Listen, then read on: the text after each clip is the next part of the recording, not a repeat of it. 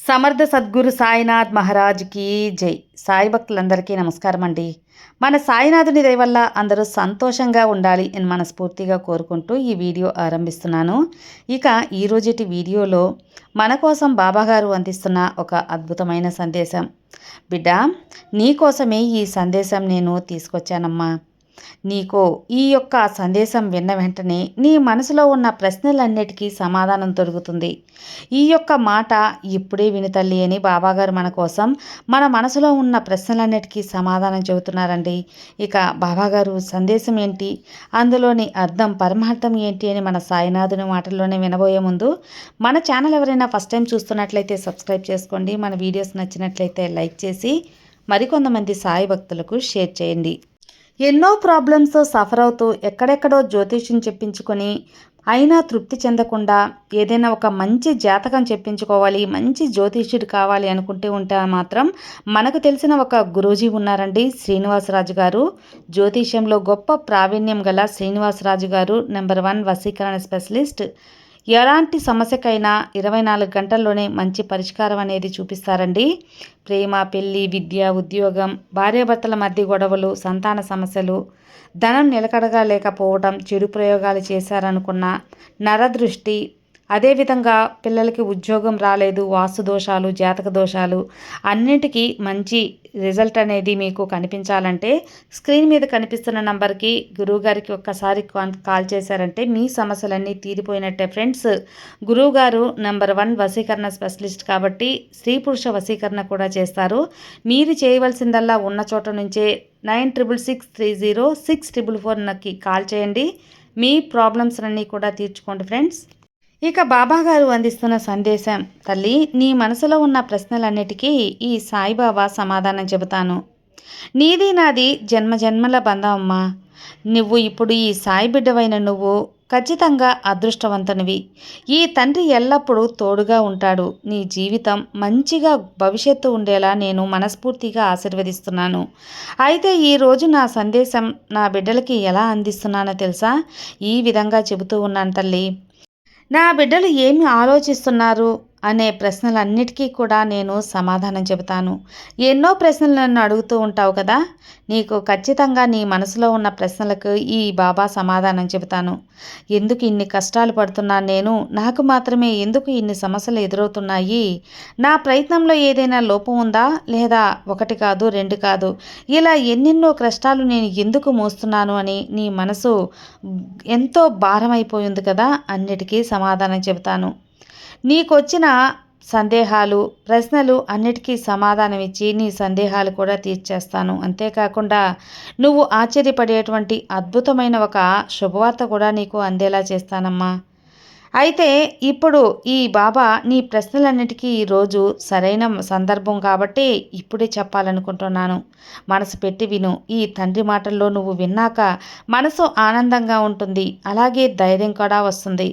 బిడ్డ, నేను ఎన్నోసార్లు నీ దగ్గరకు వచ్చి ఓపికగా ఉండమ్మా, సహనంతో ఉండు, అలాగే శ్రద్ధతో ఉండు, అంతా మంచిగా జరుగుతుందని చెప్పాను కదా.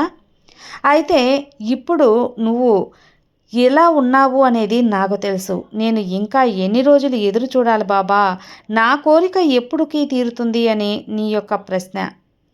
అసలు నా కోరిక తీరుతుందా లేదా బాబా అని ఆలోచిస్తూ నన్ను ప్రశ్నిస్తున్నావు కదా తల్లి. అవునా తండ్రి, అయినా కూడా నా మీద మాత్రం నమ్మకాన్ని కోల్పోలేదు.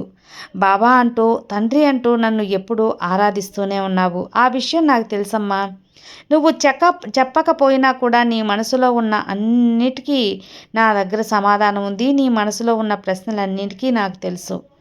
నువ్వు అడగాలనుకున్నవన్నీ కూడా నేను గ్రహించగలను. నేనిప్పుడు నీకు సమాధానం ఇస్తాను, విను. చూడమ్మా, కాలం అనేది మన ఇష్ట ప్రకారం రాదు, అది రావాల్సినప్పుడే వస్తుంది. ఈ విషయాన్ని క్షుణ్ణంగా అర్థం చేసుకో. అప్పటి వరకు నువ్వు ఎదురు చూడాల్సిందే తప్ప బాధపడుతూ కూర్చోకూడదు. బిడ్డ, ఎప్పుడు కూడా నీ ఒక్క మనసు అనేది నిలకడగా ఉండాలి. ఎట్టి పరిస్థితుల్లో కూడా మనసు కృంగిపోకుండా ఉండటానికి ప్రతిరోజు నేను నీతో మాట్లాడుతూ ఉన్నాను తల్లి. అయితే బాబా, ఎన్నో సంవత్సరాలు ఎదురు చూడాలా, ఇలా సంవత్సరాలుగా ఎదురు చూస్తూనే ఉండాలా అని నువ్వు అడుగుతున్నావు కదా, దానికి అర్థం అది కాదమ్మా. నీ ప్రతి ప్రార్థన నెరవేరటానికి ఈ కాలం అవసరం.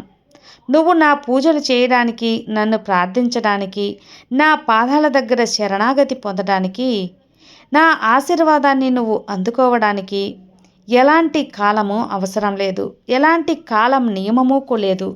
నీ జీవితంలో మంచి విషయాలు జరిగేంత వరకు నిన్ను సంతోషంగా ఉంచడానికి నేను ఎప్పుడు కూడా నా బిడ్డ చుట్టూ తిరుగుతూ ఉంటాను, రక్షణగా ఉంటాను. నా ఆశీస్సులు నేను అందిస్తూనే ఉంటాను. ప్రతిరోజు నా సందేశం వినిపిస్తూనే ఉంటాను. ఇక అలానే నాకు ఎంతో ఇష్టమైన ఈ యొక్క గురువారం రోజు నీకొక మంచి వార్తను అందచేస్తాను బిడ్డ. ఆ వార్త విన్నాక నీకు మంచి కాలం ప్రారంభమైనదని నీకే అర్థమవుతుంది. నీ మనసులో నమ్మకం కుదురుతుంది. ఈ విషయాన్ని చెప్పటానికే ఇంత త్వరగా వచ్చాను తల్లి. కాబట్టి ఎట్టి పరిస్థితుల్లోనూ ఈ అవకాశాన్ని వదులుకోకు. నీ యొక్క అవసరాలు తీర్చడానికి నీలో బలం ఉండాలి కదా. నేను నీ కోసం తెచ్చే మంచి వార్తని మనస్ఫూర్తిగా స్వీకరించు.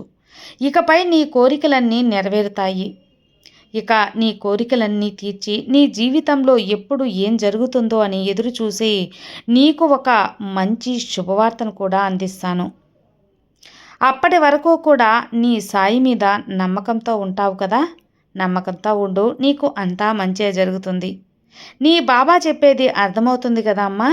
నీకు ఇక ఎందుకు నీ మనసులో అలజడి చెప్పు. నేను ఎప్పుడూ నీ చెయ్యి వదలనని నీకు తెలుసు. నీకు వాగ్దానం ఇస్తున్నాను.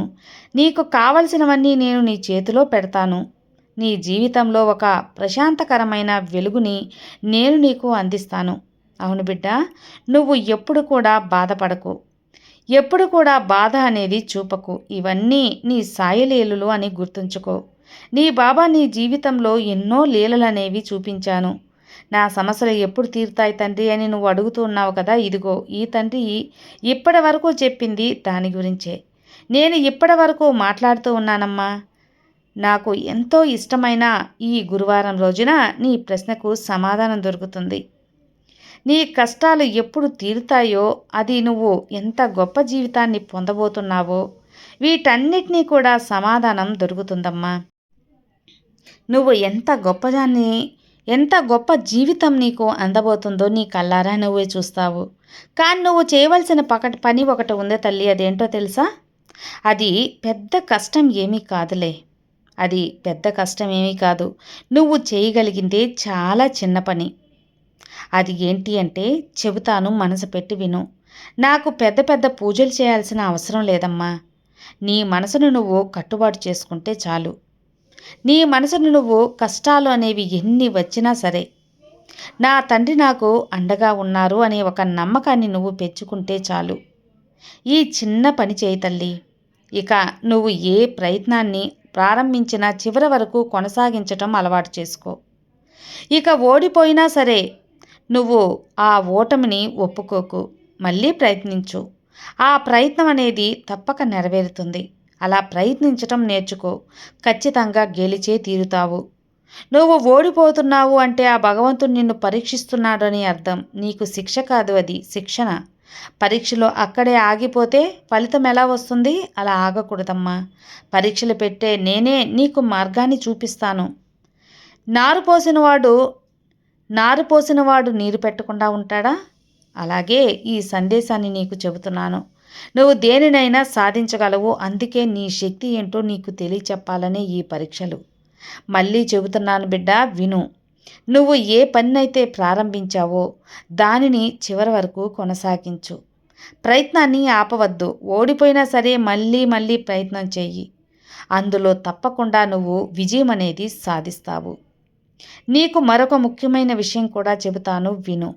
నువ్వు ఎన్నిసార్లు అయితే ఓటమి పాలవుతావో ఆ తరువాత వచ్చే విజయం అంత గొప్పగా ఉంటుంది. అంత గొప్పగా నీకు నేను అందిస్తానని గుర్తుపెట్టుకో. ఓడిపోతున్నానని బాధపడకు. గొప్ప జీవితం నీ కోసం ఎదురు చూస్తూ ఉంది అని నువ్వు గుర్తుంచుకో. ఈ తండ్రి నిన్ను ఆహ్వానిస్తూ ఉన్నాను.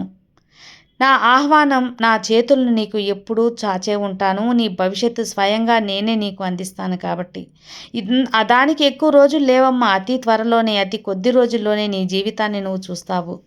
చెబుతున్నాను కదా, ఆనంద బాష్పాలతో నువ్వు నా కోవెలకు కూడా వస్తావు. ఆ రోజు కోసం, నా బిడ్డ రాక కోసం నేను 1000 కళ్ళతో ఎదురు చూస్తూ ఉంటాను. బాబా అని ఒక్కసారి నువ్వు నమస్కారం చేస్తే చాలు తల్లి, నా ఒళ్ళు పులకరించిపోతుంది, నా మనసు ఆనందంతో నిండిపోతుంది. ఒకే ఒక్క విషయం ఏంటి అంటే, నువ్వు నీ లక్ష్యాన్ని పెట్టుకున్నప్పుడు, నువ్వు ఒక జీవితాన్ని కోరుకున్నప్పుడు, దానికోసం ఎలాంటి ప్రయత్నాన్నైతే నువ్వు ప్రారంభిస్తావో ఆ ప్రయత్నాన్ని మధ్యలో అస్సలు వదలకూడదు. ఒకవేళ ఓటం పాలైనా సరే మళ్ళీ మళ్ళీ ప్రయత్నించు.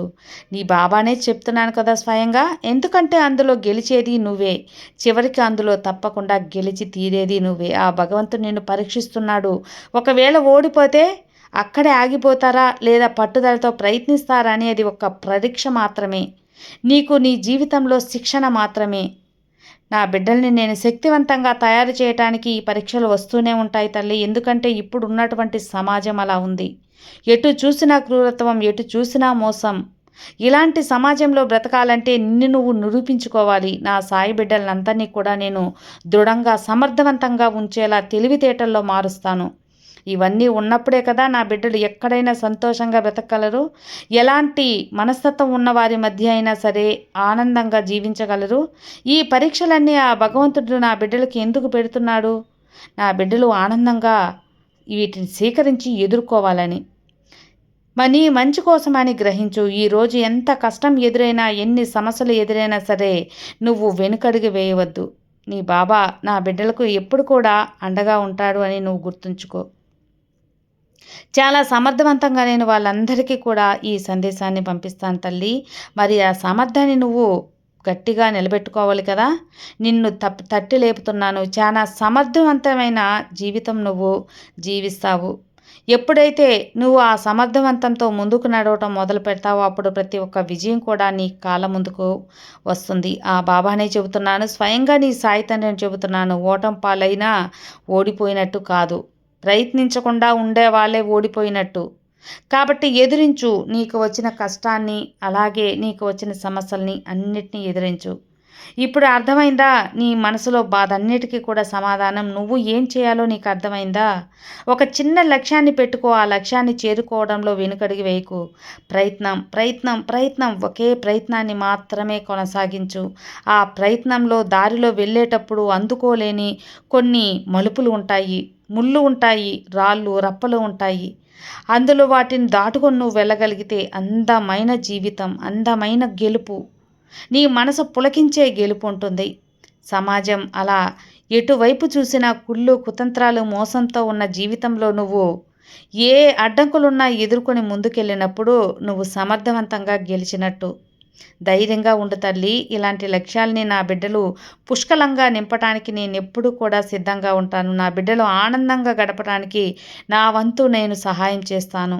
నా బిడ్డలు నేను ఎప్పుడు కూడా మంచిగా ఆశీర్వదిస్తానమ్మా. ఈ బాబా నువ్వు చెప్పినట్లే నిలబడతాను అని ఒక్క మాట నా ముందుకొచ్చి చెప్పు. ధన్యవాదాలు బాబా, ఇంత మంచి సందేశం నాకు అందించావు, ఇంత బాగా నా మనసును మేల్కొల్పోవని ఒక్కసారి నమస్కారం చేసుకో తల్లి. నా బిడ్డకు అర్థమైంది అని నేను కూడా ఎంతో ఆనందపడతాను. ఈ సాయి బిడ్డలు ఎప్పుడు కూడా తెలివిగా, పక్వంగా ఉండాలని నేను కోరుకునేది. సామర్థ్యవంతులుగా, తెలివితేటలతో ఉండాలని నేను కోరుకుంటాను. అర్థమైంది కదమ్మా? ఇక ఎప్పుడైతే నువ్వు ఇది అర్థం చేసుకుంటావో నీ యోగ్యత అనేది అప్పుడే నిర్ధారణ అయిపోయింది. నీ సామర్థ్యం అనేది అప్పుడే నిలబడిపోయింది.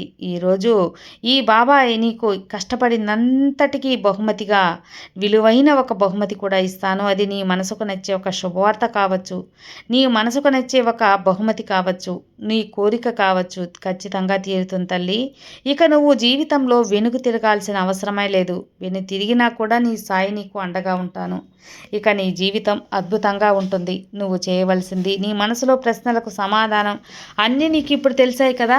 ఇక నిశ్చింతగా ఉండు, అంతా మంచే జరుగుతుంది. నీ బాబా నీకు అండగా ఉండగా నీకు దిగిలెందుకు చెప్పు. సర్వే జనా సుఖినో భవంతు. జై సాయిరామ్.